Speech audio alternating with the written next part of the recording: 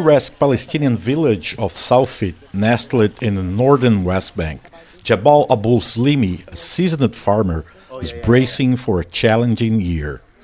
While his olive trees are thriving, he says he won't be able to harvest at least 30% of his groves. Like many Palestinian farmers, Slimi says he is too afraid to work on the farmlands that are close to the Jewish settlements around his village.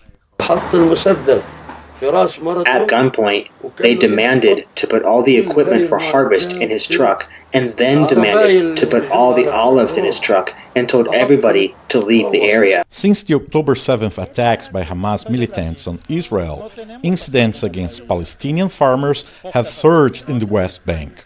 The United Nations says an average of 7 attacks a day have been registered since the beginning of the war between Israel and Hamas. Most of them are committed by Jewish settlers who don't want Palestinian farmers to get close to their settlements.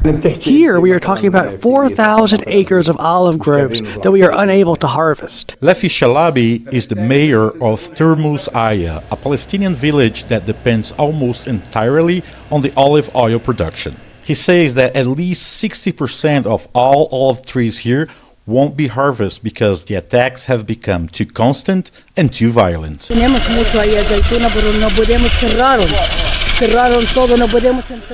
have a lot of olive trees up there, but we can't go there. They closed everything. This is a good example what happens to the farmers here in the West Bank.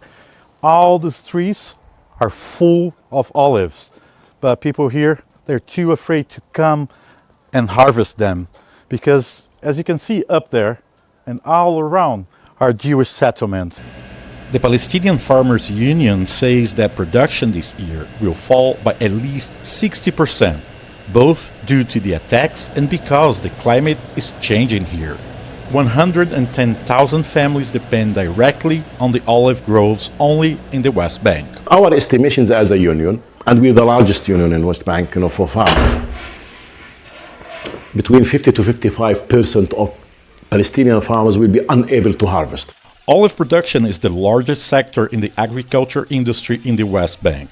Last year, farmers earned more than $120 million selling their olives and producing oil from it. This year, there will be less money for them. Boechat, VOA News, Salfit, the West Bank.